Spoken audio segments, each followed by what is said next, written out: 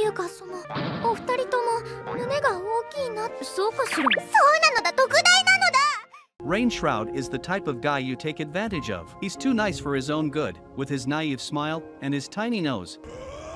This guy has a big nose, and coupled with his bald head, doesn't look like the type you take advantage of. Rain's party members look at him with disgust as they fire him from their party. They tell him that he's trash, calling him a useless nobody who doesn't deserve to be a part of the hero's party. Humiliated, Rain retires his cloak and walks out with his head to the ground. Rain sits on a bench, sad about the situation, but eventually toughens up as he heads for the Adventurers Guild. And of course, the receptionist is a cute girl, who probably has the hots for our protagonist. Rain tells her that he is a beast tamer, and she gets worried for him since he's alone. Beast tamers have very little combat ability, and are mainly a support class that helps with baggage and stuff like that. Rain heads out for his trial quest, and despite being weak, is able to slay 10 goblins and gather their cores. He is about to head back to the guild, when suddenly, he hears a scream. And unsurprisingly, Rain finds a beast girl in trouble. An adventurer could be mauled to death by one of these if they're not careful.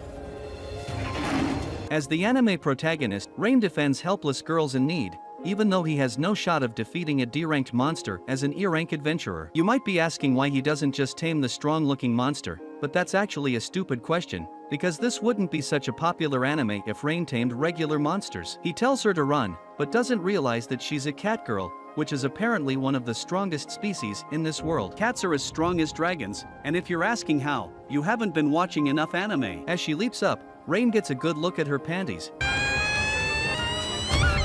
and looks on in amazement as she takes out the tiger in one blow and passes out on top of it. He asks her for her name, but she actually did pass out. He reacts quickly, grabbing her before she falls, as she tells him that she's hungry. He feeds her, and she tells him that he saved her life. She says she hasn't gone days without eating and started seeing her grandparents in heaven. But she says she can't die until she makes a baby, or her race will face extinction. Rain gets the chills, while thinking some nasty thoughts. He tells her that he just got fired from the hero's party, and Kanade gets mad about the situation. He thanks her for worrying, and pets her on the head, but then realizes that it's awkward that he just pet a girl he just met. He notices that she's turned on, so he pets her some more, until suddenly, she tells him that he's really strong. He tells her he's just a beast tamer, but she tells him that he can probably tame a strong species like her. He asks her how she knows, and she tells him that she feels a buzz, a little tingle, in her fingers. She tells him to give it a shot while making a cute pose, making him think back to when he saw her panties. Rain doesn't hesitate any longer,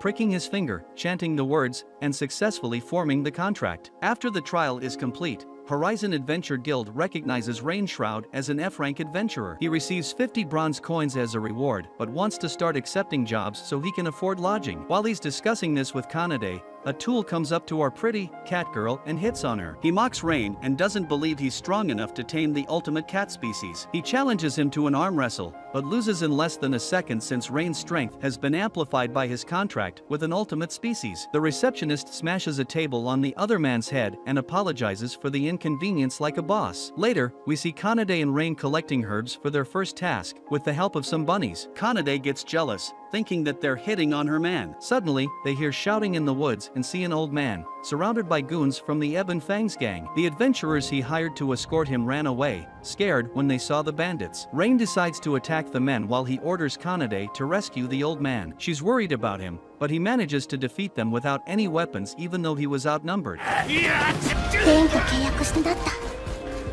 Rain decides it's best to capture all the members once and for all. A squirrel guides him to their hideout as Rain makes a contract with a bunch of bees. Their sting can paralyze their victims for 12 hours, and he will find this skill useful as he's planning to invade the camp. Meanwhile, Kanade fetches the knights from the nearby town to arrest the bandits. Not too surprising, but the cowardly adventurers accompanying the old man were Lean and Mina of the hero's party, who hired a new beast tamer. They force him to take accountability for their failures, as they chat and reconsider if Rain was actually great at what he did. You never know what you have until it's gone. While all this was happening, King Lizards suddenly appear from the cave, but Kanade and Rain manage to kill them, emerging as heroes in everyone's eyes. As a reward for defeating Ebon Fangs, Rain is promoted to ear rank and receives a sizable reward. They gather some equipment, celebrate with a meal, and unlike me, they can finally afford a place to live. However, there's just one slight issue. They have to share a room. Kanade really doesn't mind. Rain, on the other hand, as an anime protagonist, cannot stand it and declares he's going to camp outside. Kanade tries her best to persuade him and is eventually successful, getting him to sleep with her. Unfortunately, they just sleep together with no extracurricular activities. She stares at him while he sleeps, and is grateful she met him because he's the only one who didn't want to use her for dirty things and for her powers. The next day, at the guild, the pair take a quest to defeat a hooligan at Stride Bridge, who won't let anyone cross. They arrive at the bridge and find a red dragon. However, the dragon turns into a girl, Tanya, another considered as an ultimate species. She claims to be using the bridge for training, like all dragons do when they come of age. And this dragon has definitely come of age, if you know what I mean. Tanya is a bit aggro, though, as she won't let them leave without a duel, and decides to attack. She is able to take both of them at the same time, and even breathes fire, which they barely manage to dodge. Rain thinks of a plan, while Kanade distracts Tanya, and lands several punches. Rain has several poisonous birds attack Tanya, who is eventually paralyzed. Tanya yields quickly, and decides to follow him since she thinks he's cute. The three of them return to the guild, and Rain is offered a handsome reward for his services. Tanya, however, cannot refrain from telling everyone she's a dragon when Rain and Kanade try their best to stop her from causing a commotion. They allow her to leave the kingdom, but she decides to stay and seal a contract with Rain, as she now has the hots for our protagonist. Kanade gets a bit jealous. Rain has a contract with two ultimate species, both treating him as their master, quickly becoming a Chad and overpowered at only the third episode of this show. Meanwhile, the heroes party is struggling quite a bit, and after realizing that they were idiots to fire him, decide to invite Rain back, just until they clear the Lost Woods and abandon him again. Back to our Chad protagonist, Rain is looking as handsome as ever. The first quest as a trio is to exterminate slimes. Rain transfers a part of his soul into a bird so he can soar the skies to look for them,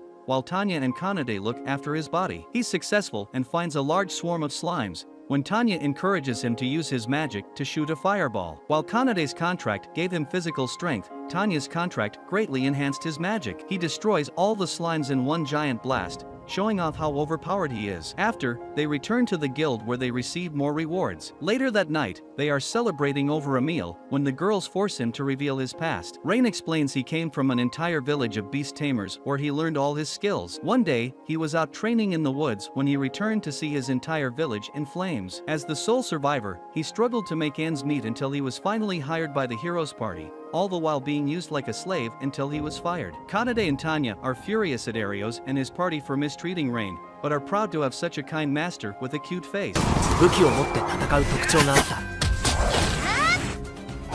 The next day, the group are killing orcs when Rain accidentally gets hurt because of Tanya. She feels miserable since her overconfidence got Rain hurt, but he forgives her. She continues to be depressed throughout the day until Rain gives her a visit at this bridge, and comforts her more, telling her it's all good, and that he's thankful to have such beautiful girls as his slaves. Tanya begins to feel better, as she also begins to develop feelings for Rain. She ponders over it some more at night while wearing this cute nightgown, as she begins to feel the early sensations of love. The next day, Tanya suggests he should level up his gear when suddenly, Arios and his party show up out of nowhere. The heroes party is shocked to see that Rain has been able to tame not one, but two ultimate species. Rain tries to ignore them, but they first make some insults, and then decide to ask him back to the heroes party, proving to us even more that they're pretty stupid. Still, they know that Rain is too much of a goody-goody, so they say they must pass the Lost Woods to defeat the Demon King. Kanade and Tanya step in, telling them to apologize to Rain first for their previous misdoings. However, Arios just mocks Rain and speaks ill of his comrades. Rain is okay with taking insults himself,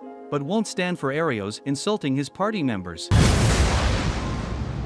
He sends Arios flying with a single punch, causing Arios to get angry as he challenges Rain to a battle. Agath goes up against Kanade first, but even at his full strength, he is knocked out in just a few minutes. He can't understand why such a strong ultimate species would work for someone like Rain with a small nose.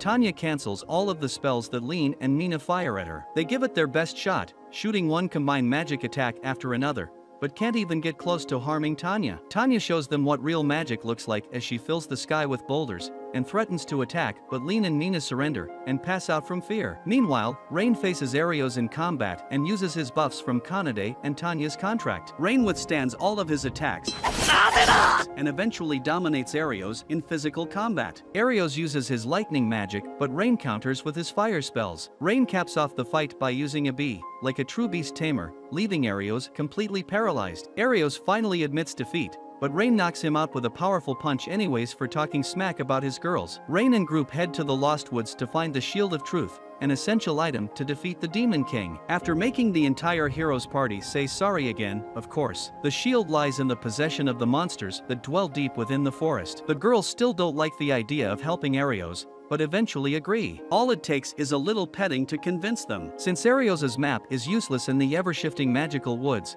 Rain assimilates as a bird again to find a route. However, they end up back in the same place they started, so Tanya uses material search to locate an illusion tree that's been the cause of the party's confusion. Rain suggests Tanya should break down the magic barrier instead of Kanade destroying the entire tree. Suddenly, Sora, a fairy, which is another ultimate species, appears and drives them out. Kanade is surprised since fairies are supposed to be welcoming, but Sora explains that fairies hate humans after they lost a war that forced fairies to retreat into seclusion. Tanya and Kanade plan to retrieve the shield as soon as possible, but Rain still wants to return to speak to Sora. She tells them to leave once more, but Rain withstands her attack just to gain her trust. Sora attacks him once more, but this time, Tanya and Kanade run to shield him. Their loyalty intrigues Sora, so she decides to listen to them. Sora explains she cannot let the barrier down, since it's the only thing protecting her village. Moreover, she adds that the fairies are protecting the shield from evildoers. However, she says that she hates monsters more than humans and willingly hands over the shield to Rain. They thank her and are leaving the forest,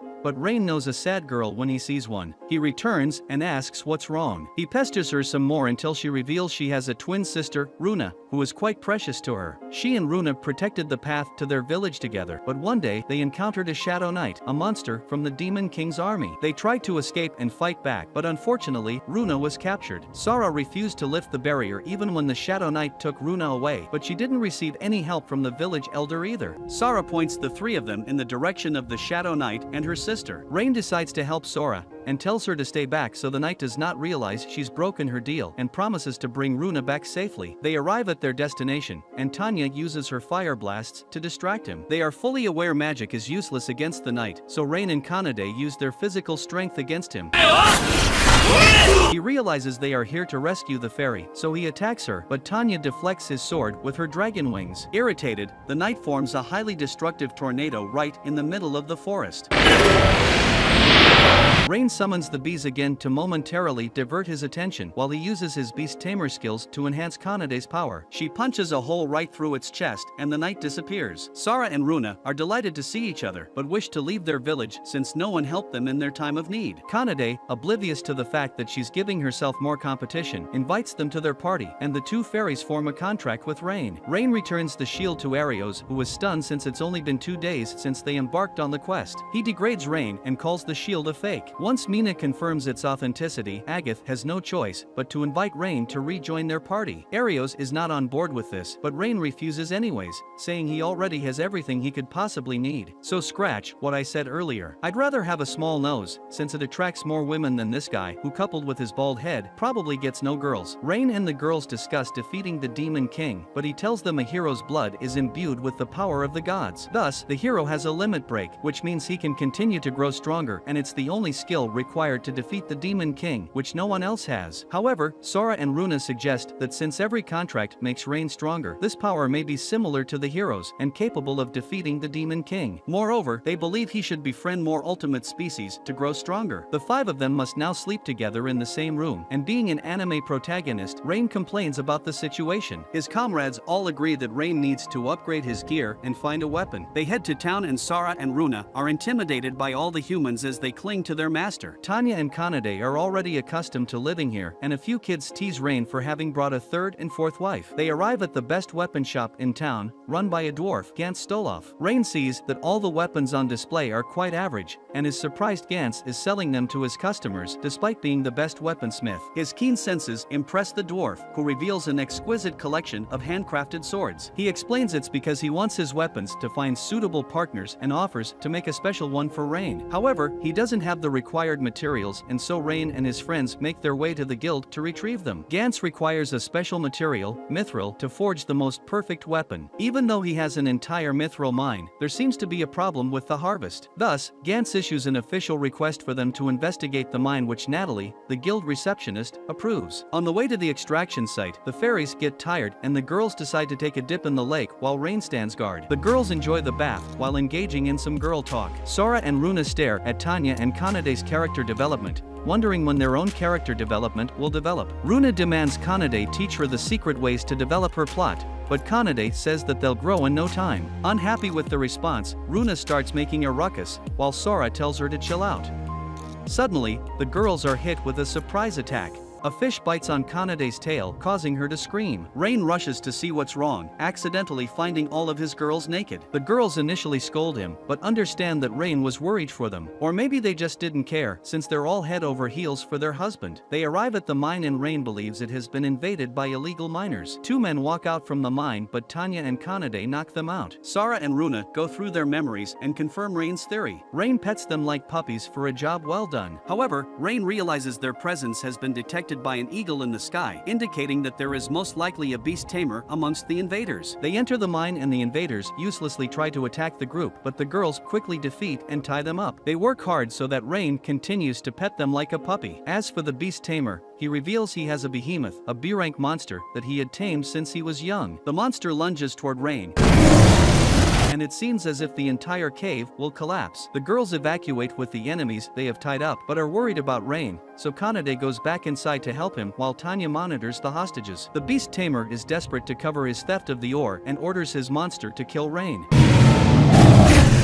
Kanade holds him down while Rain dodges the monster's attacks. However, Rain exceeds even his own expectations as he overrides the behemoth's original contract with its tamer and forms a new one. The beast tamer is furious and provokes the monster, but it goes berserk, so Rain is left with no choice but to put it down. The thieves were mad at Gantz for selling them mediocre weapons and thus wanted to take revenge. Gantz acknowledges his mistakes, so he dedicates himself to working harder to provide the best quality to all his customers. Meanwhile, Arios's party struggles to find a replacement for Rain, while Arios ploys to eliminate Rain for humiliating him. The ore thieves are punished and Sora, Runa, and Rain walk around town celebrating like heroes. However, Sora and Runa are upset that Rain has not yet gotten any epic ultimate magic from their contract that only their species has access to. Suddenly, a strange man arrives and wants the twins to accompany him. The delusional man introduces himself as Edgar from Ware, the son of the Lord of Horizon Adventurers Guild. Sora and Runa think he's gone insane and hide behind Rain, as Edgar signals his guards to capture them. Rain obviously refuses, and in a few seconds, all of Edgar's guards are lying incapacitated at his feet. Edgar, being a vicious aristocrat, has the rest of his guards hold the nearby civilians hostage like a psychopath, while Rain is desperate to find a solution. Suddenly, he sees an image of red circles in his mind emitting fireballs, a consecutive incantation, a fairy-specific magic. He blasts all the guards simultaneously and drives Edgar away, becoming a hero to the townsfolk. Tanya and Kanade are glad the three of them are safe. However, Edgar has been troubling the people more and more lately, but the knights aren't able to do anything against him. Moreover, the Lord has been taking advantage of his power to cover his son's wrongdoings. Edgar pays the knight's captain, Gillet, to bring him Rain, while we witness him brutally hitting a young girl. The next day, Rain and Kanade visit the Order of Knights to file a complaint against Edgar, but return with no luck. A knight, the vice-captain of the Horizon Knights, Stella in place, has followed them, and offers to help them fight against the Lord's injustice. She feels disgraced that the other knights have fallen prey to greed, but she wants to restore their honor as knights. They manage to set a trap and Rain eliminates all the corrupt knights in the order, using the gauntlet that Gantz has prepared. Stella finds herself face to face with Gillet and ends him. Edgar is furious, and even more so when he finds Rain has a role in this. Arios visits him in disguise and presents a magic ring that brings death to its victim. The young girl that Edgar had beaten to a pulp lies in her prison cell, dreaming of better days, wishing for someone to help her. Stella, Kanade, Tanya, and a few knights show up at the Lord's mansion in the middle of the night as a surprise investigation. The guards refuse to let them enter as they call for reinforcements, while the two sides brace for battle. Edgar Edgar watches from his window as he deviously plans to kill Rain so he can enslave the cute beast girls for himself. Meanwhile, during the diversion, Rain, Sora, and Runa infiltrate the mansion. The fairies use material search to detect the presence of the townsfolk that Edgar had kidnapped and end up identifying a powerful signal of another ultimate species. The girls go help the prisoners, and Rain finds the poor girl in a cell. He sees her fox ears and 3 tails and recognizes she's a demigod. He immediately heals her, and Nina hugs him. She tells him how Edgar had forced and threatened her to put on a slave collar and tells him about all the torture she has endured since her capture. He uses his magic to remove the collar binding her neck while all the hostages are safely teleported away. The fighting on the front line ceased, but Edgar rushed to eliminate all proof of his wrongdoings. Rain and Nina join the rest as the Lord of Horizon tries to escape. Even though they manage to subdue him, Edgar summons a Reaper using his ring, which attacks Rain. The creature swings its scythe, slashing through his chest and kills Rain. However, Rain suddenly wakes up as if his death was just an illusion, while his girls are all worried. Runa deduces that since he made a contract with 2 fairies, the second skill he acquired could be enough to nullify the instant death magic. Edgar starts to go crazy with the death magic, so Rain shoots a gigantic fireball at him. Suddenly, a demon emerges from the spot, the same one that annihilated Rain's village long ago. The demon threatens to kill them, but is more interested in destroying the entire town. He wreaks havoc as Rain rushes to stop him. Rain, Kanade, and Tanya distract him while Sora and Runa attack.